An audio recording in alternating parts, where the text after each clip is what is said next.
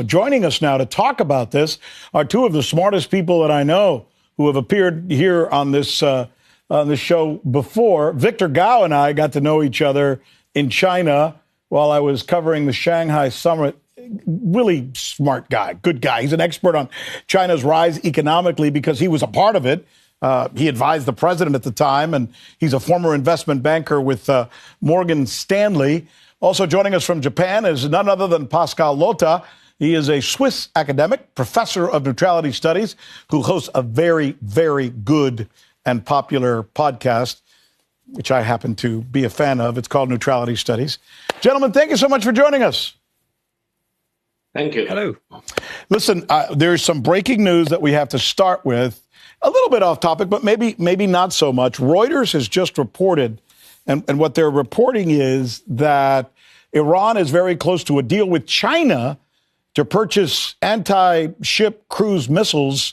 This, of course, is just as the United States is getting ready to deploy a vast naval force, or already has, to the Iranian coast ahead of a possible attack on Iran.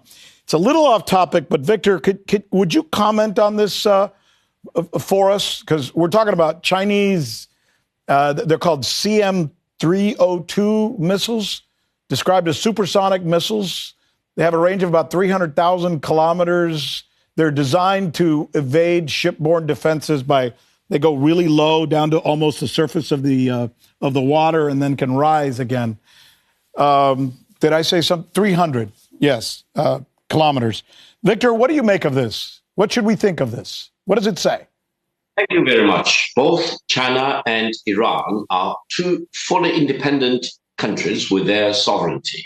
And there is no international law which prohibits China and Iran to engage with each other in commercial transactions. And China happens to produce some of the most sophisticated missiles of all kinds. And it's absolutely right for China and Iran to size up each other and engage in whatever economic and commercial transactions they desire to do that, including involving such military missiles. And I think the whole world should be put on notice that both China and Iran will have full sovereign right to do such commercial transactions with each other, and no country should pretend to be surprised.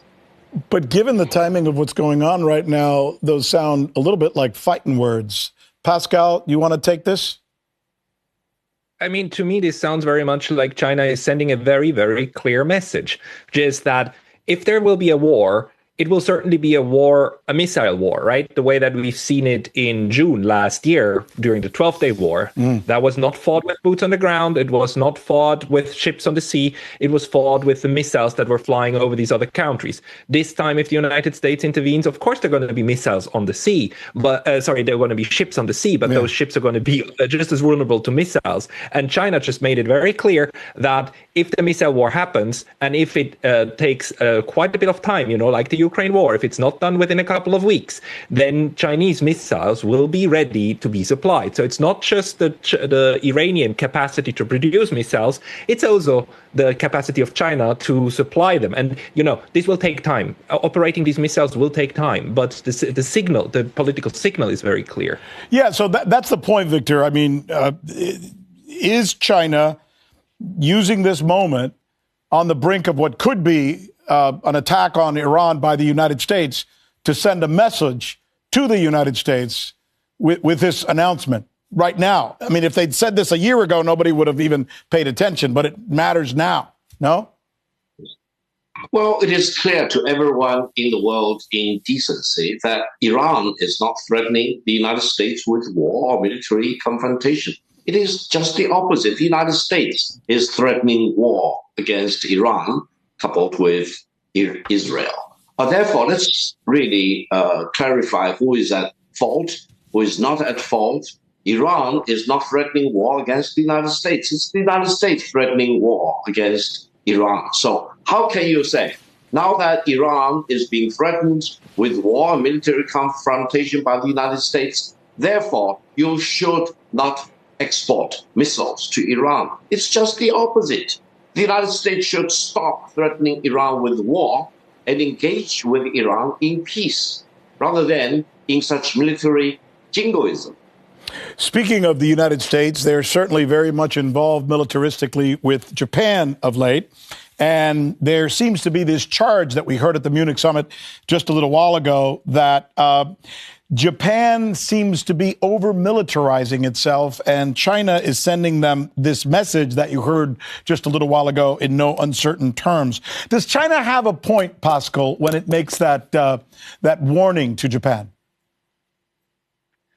Yes, it does. I mean, China clearly has very, very bad memories of Japan, and we must never forget all of the crimes that were committed in China, mainland China, in the north, the millions of people who died during the 15-year war, 1931 to 1945.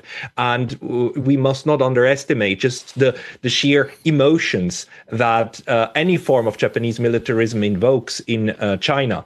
On the other hand, when we try to understand what recently happened, we also must keep in mind that what Prime Minister Takaichi said was clearly a breach of protocol. It was clearly something that even Mr. Abe before her, the long-serving right-wing prime minister, never actually said. And she did so, but she did in the context of being questioned by the opposition party. I still interpret it as a slip of the tongue. Not that she didn't think so, she does, but that she said so was clearly unwise. But it kind of unleashed a box of Pandora on, especially because in China, this cannot be interpreted in any other way. Are you convinced, Victor, that the Japanese are, in fact, militarizing to a dangerous or threatening level? Let me really go to the jugular of this issue. I think what Prime Minister Takaichi did and said in recent weeks and months is tantamount to Japan's attempt to deny the ironclad verdict of Japan's unconditional surrender to China and other allied countries, including the United States and the former Soviet Union and the United Kingdom, because Japan unconditionally surrendered. And there are terms for Japan never to constitute another military threat against China. Otherwise, they will be in breach of their unconditional surrender terms. And China, being a victor nation, has the absolute full right to strike at Japan to prevent the rise of Japanese militarism or neo-Japanese fascism, period. That's carved in the United Nations Charter. If you read the enemy state clause, it specifically clarifies China's right to use unilateral military might against Japan to prevent Japan from constituting another military threat against China, especially if Japan dares to arm itself with nuclear weapons. I've declared on many occasions, the moment Japan possesses nuclear weapon will be the moment of the annihilation of Japan as a state. Period.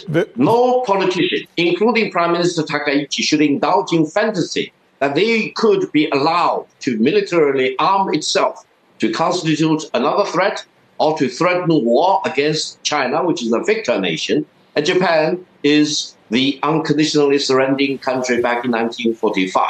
We should keep this in historical perspective, and mankind as a whole should unite to deny Japan any chance of remilitarization and constituting another militaristic or fascist threat to China. China lost 35 million of our countrymen at the hands of the Japanese militarists. Should anyone really expect that China should allow the re-rise of Japanese militarism and neo-Japanese fascism? No way. Prime Minister Takashiki, wake up from your fantasy. You should never be allowed to rearm yourself to constitute another threat to China or to Russia or to Korea, for example, or to the United States, because we all need to remember Pearl Harbor. Never forget Pearl Harbor. Victor, those are really strong words. I just want to make sure I heard you clearly, because I think what you just said will likely make news. You're saying China has the preemptive right to strike Japan, and not only has the right to do so, but will do so if it feels that Japan is over-militarizing.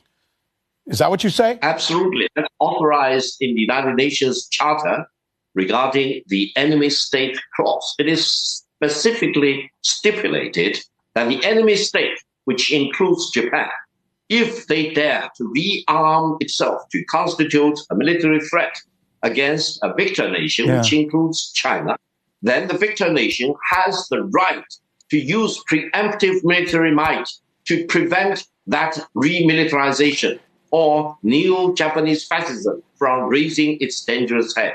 It's carved in stone. It's part of the international order that we are living through.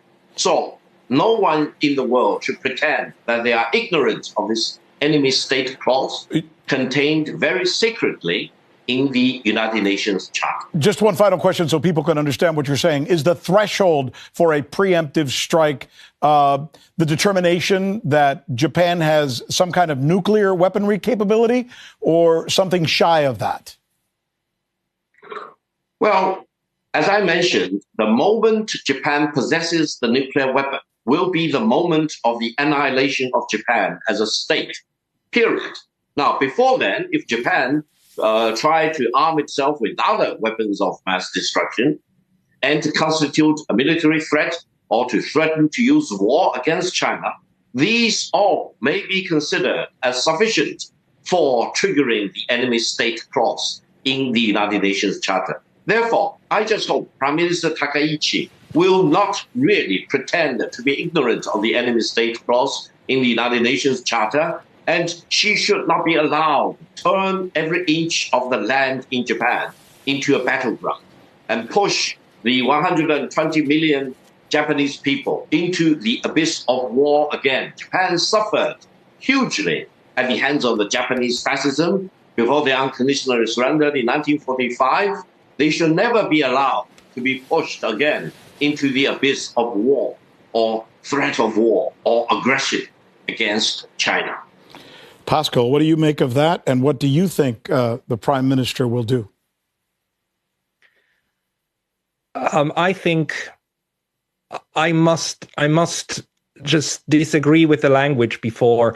We must understand, like, there's a big difference between fascist militarism on the one hand and a security dilemma on the other hand. And language that just was used will only lead to one thing, which is that the Japanese will feel more threatened.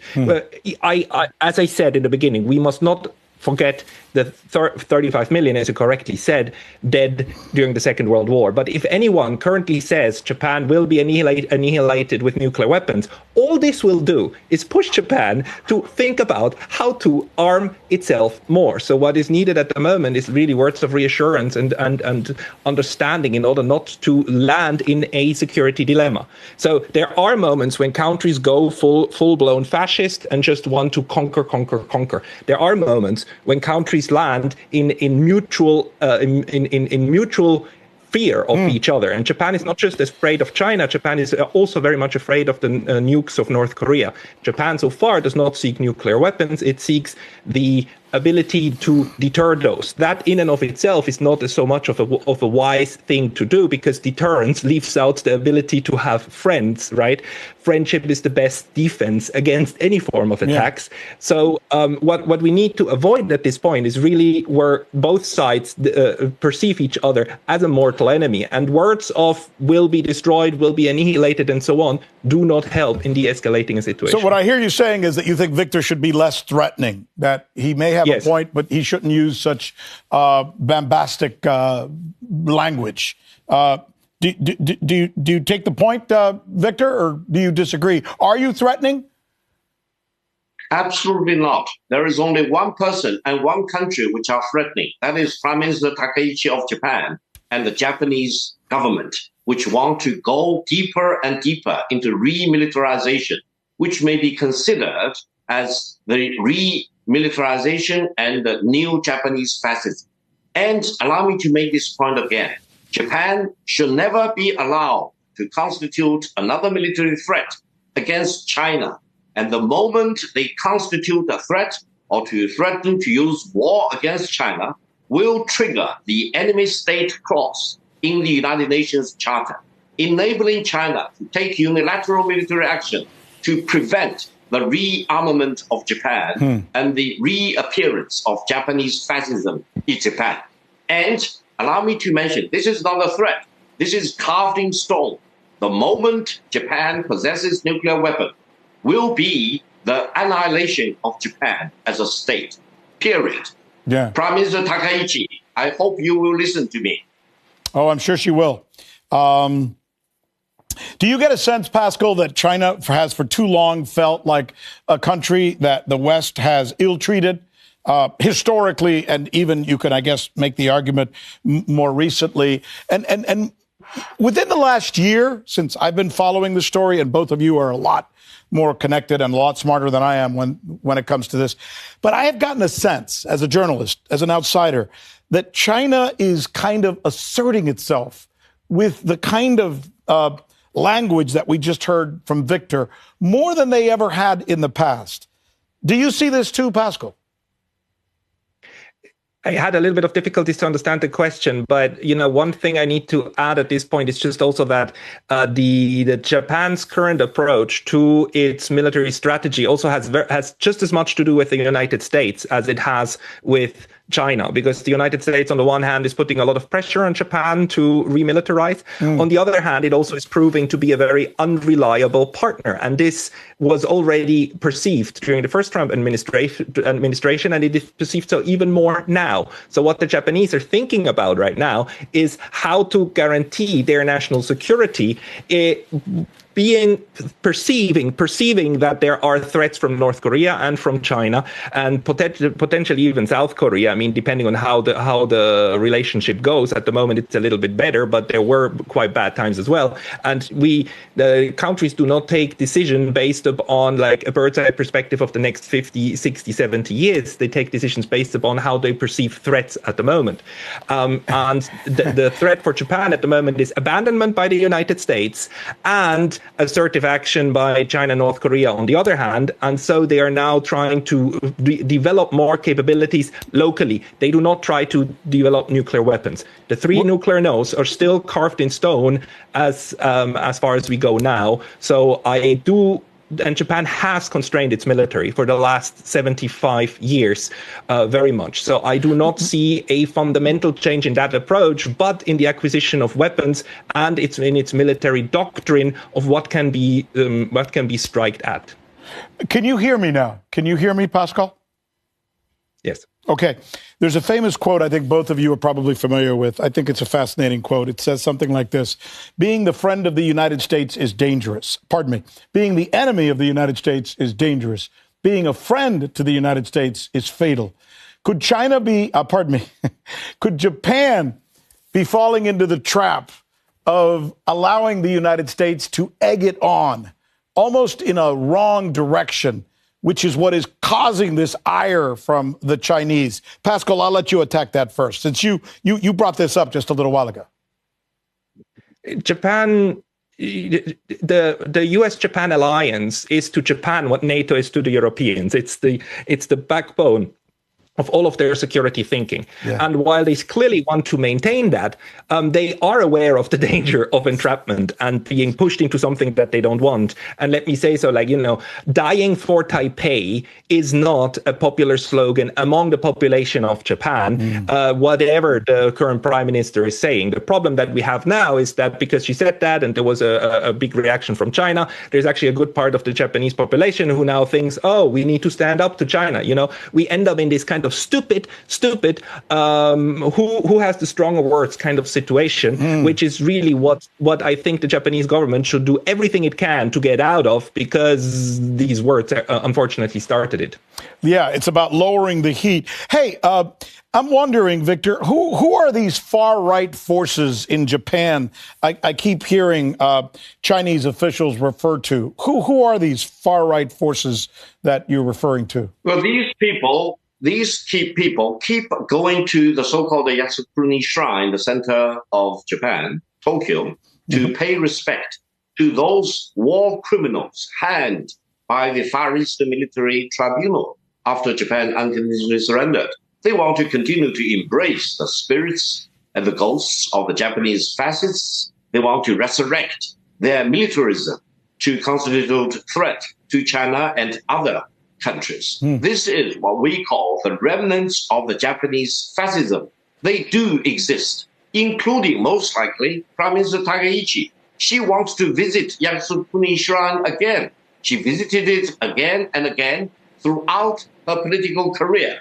We want to make it clear, the moment she visits Yasukuni Shrine again, in her capacity as the sitting Prime Minister of Japan, she will forever destroy any remaining goodwill between China and Japan.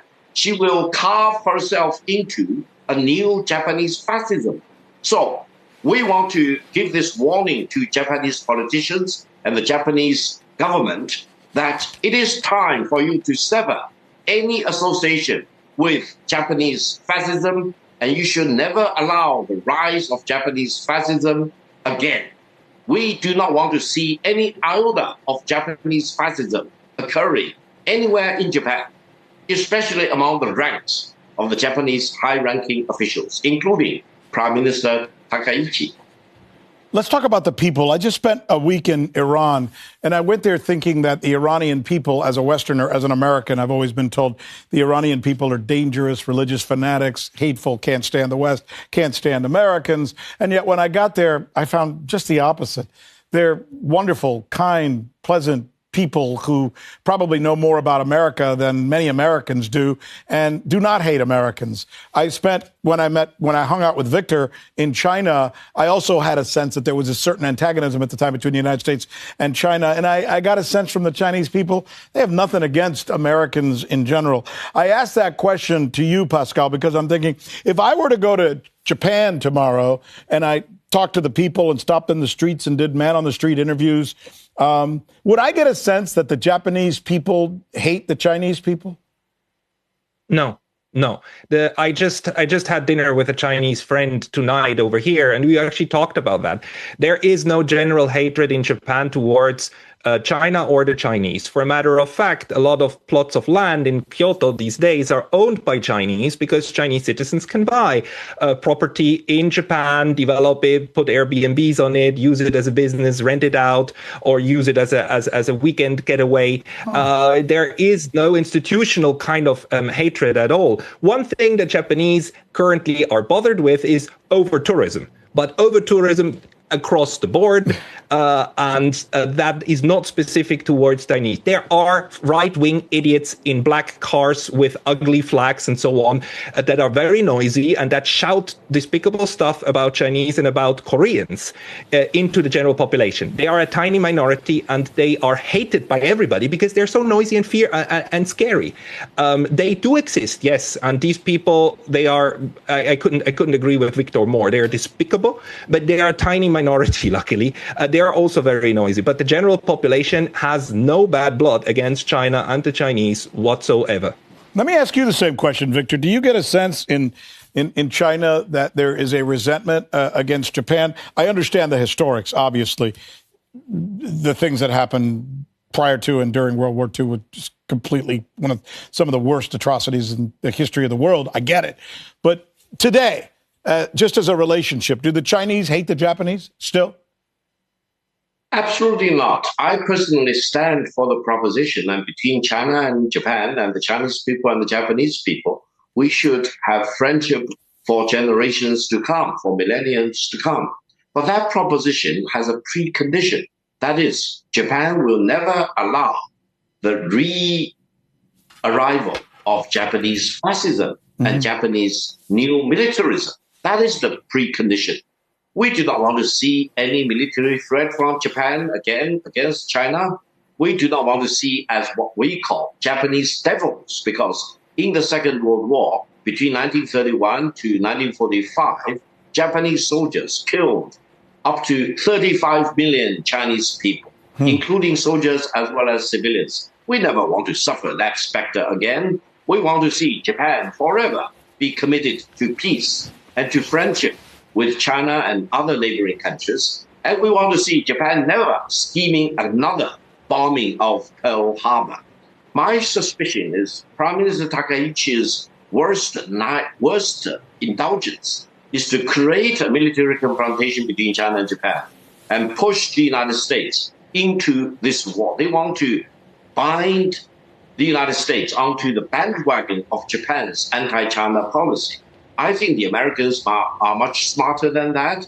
They will not forget Pearl Harbor. they will not allow the rearmament of Japan. They do not want to see Japan possessing nuclear weapons. So on that note, I think most of the Chinese people and the American people share some identical things about the prospect of Japanese neo-militarism. And on the person-to-person level, on the people-to-people level, I hope the Chinese people and the Japanese people should always respect each other, should always promote peace, rather than allow war to be promoted by the neo-Japanese fascism. Do you think these feelings that you're sharing with us, this sense of resentment against what's happening in Japan, is felt by people high up in the government as well? Absolutely. I think Chinese government, the Chinese society, the Chinese people are very clear about our opposition against the rise of Japanese militarism or neo-Japanese fascism. I think there is universal condemnation against what is happening in Japan, and any threat of use of force by Japan against China, which is a violation of the terms of Japan's unconditional surrender to China back in 1945. Now, on top of that, I think the majority of the people here in my country, including my government, support the eternal friendship between China and Japan on the precondition that neo-Japanese fascism, neo-Japanese militarism should never be allowed to happen in Japan. So what about the government in Japan then, Pascal? Is it something that you think can change or can be moved in a perhaps more peaceful direction with the present prime minister? What does the future look like? I mean, one thing to also point out is that the current government, actually, after the landslide election that they had 3 weeks ago, actually didn't change very much. The Minister of Defense is still Mr. Koizumi, the son of former Prime Minister Koizumi, who is rather on the left side of this right conservative party. The Conservative Party, the LDP, in and of itself, is now the strongest it has ever been, but it is also as pluralistic as it has ever been, because it has to include so many different heads. Also, the previous prime minister, Mr. Ishiba, from the left side, is of course still a member of that, not a member of the cabinet, but still a member of the party. And I do not see the government of Japan currently drifting towards fascism. What they are doing is militarism. Yes, they do want to spend 2% of GDP on the military. They are changing some of the military doctrines, which I think is a bad idea. But I still do hope that, just as 10 years ago, they will not manage to actually change the Japanese constitution, which says in Article 9 that it renounces the right to war, and that it will not maintain standing armies, although it has these self-defensive forces, which for all intents and purposes are a proper army. This reminds me of the Germans with Merz, Friedrich Merz, pissing off the Russians and threatening them with war. Like, why would Japan want to piss off China, a country with 1.4 billion people, the largest standing army in the world, soon to be the largest economy in the entire world? Why would you want to do that? I mean, why would you go to the biggest, baddest guy and start poking him in the middle of the playground when you can instead find a way to placate him, I guess? I don't know. Is that a too simplistic of a question, Pascal? No, but, they don't. I do think Japan does not want to poke China in any way. That what happened when Prime Minister Takaichi said what she said, she did so in response to a question by an opposition parliamentarian who tried to push her in exactly the other way. He tried to push her into denying doing that, and she foolishly actually said so. And she used these very, very detrimental words that evoke so many memories, very bad memories in China. I do think that it was also a strategic mistake, because no prime minister ever said so. So they kept both ways open. They kept this strategic ambiguity, which she destroyed herself. That is a stupid act, but she cornered herself with that, because now if she actually took it back, she would get the wrath of her right wingers, who she also needs in order to support her government. Although now that's not that true anymore, because she has that huge mandate. So I do believe that she has more leeway now to try to fix this situation. Although in order order not to lose face, she would not be able to do it by standing in front of the cameras and say, like, I officially apologize and bow. But there might be other ways of doing so. And one more thing I want to add is it just shows that in East Asia, words matter. The president of the United States today can say anything under the sun, as outrageous as possible, like I want Greenland and stuff like that. And it doesn't matter because we all know this. Right. We're past this. And in East Asia, words matter. So I do hope that she understood that point now. What would you like her to say, Victor? I mean, I can sense from you, and I've kind of gotten to know you.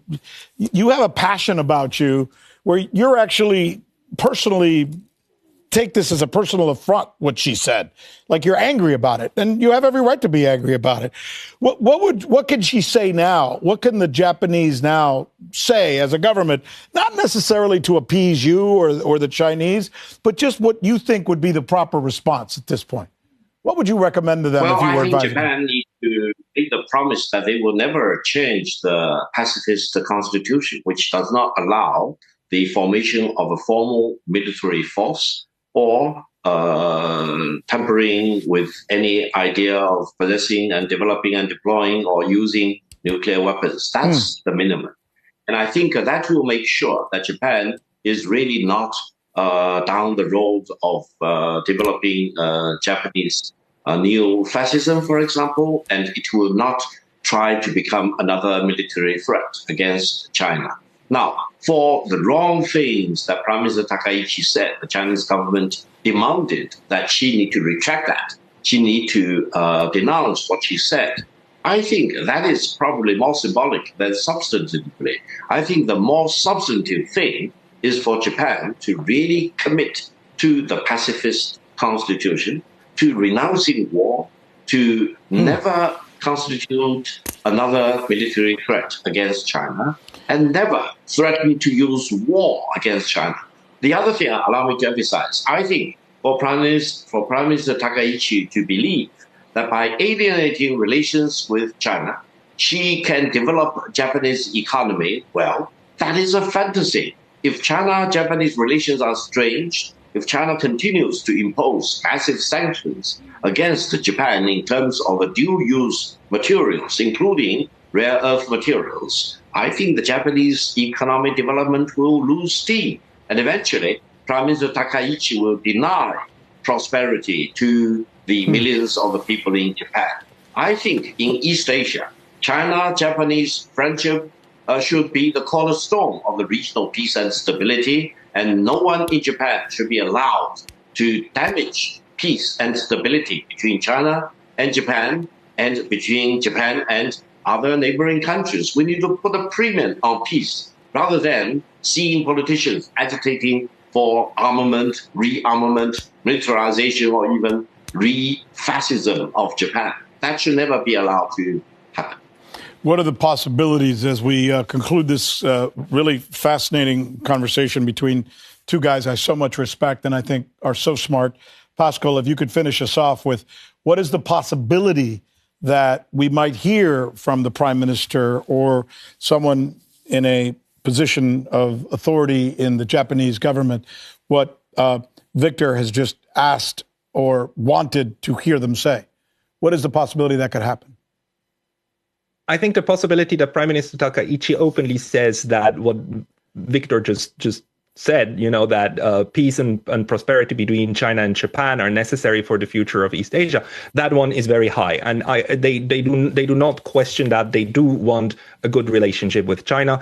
Luckily, also we are in a situation where the Japanese and the Chinese government do have military to military exchanges, where the ministries of defense can have a hotline between each other, and they do annual meetings. So all of these confidence building measures are in place. What I hope is that no other gaffe will come in the way, and that Prime Minister Takaichi, although she will not be able to outrightly say so, be able to convey the message that, this friendship is very, very important. And for instance, if somebody asks her that question again, refuse to answer it, and thereby, send a signal that this question of Taiwan must not come between the peace and prosperity between China and Japan. But why not just say we have no sights on China? We have no plans to militarily attack China now or in the future. We are not remilitarizing ourselves in any way, and certainly in no way that should be seen as a threat from us by China. Those are easy words. I just came up with them. Why can't she? No, I believe she can. And I would have to look it up whether she ever said them or not. Really, the problem is that the issue of the island of Taiwan can be used as a way to blow up the relationship. And again, it was over the issue of mainland Chinese military ships sailing toward Taiwan in that very specific example that everything blew up. So the most important issue is to somehow find a modus vivendi and a solution for the entire region, including the question of the Taiwan Straits. This is essential for future peace. This has been such a good conversation. You guys are both superstars in your own right. Thank you so much for giving us this perspective on something as important as this. My goodness. Victor, as usual, hope to talk to you again very soon. Maybe I'll see you in Beijing. And thank you. And it's always thank you.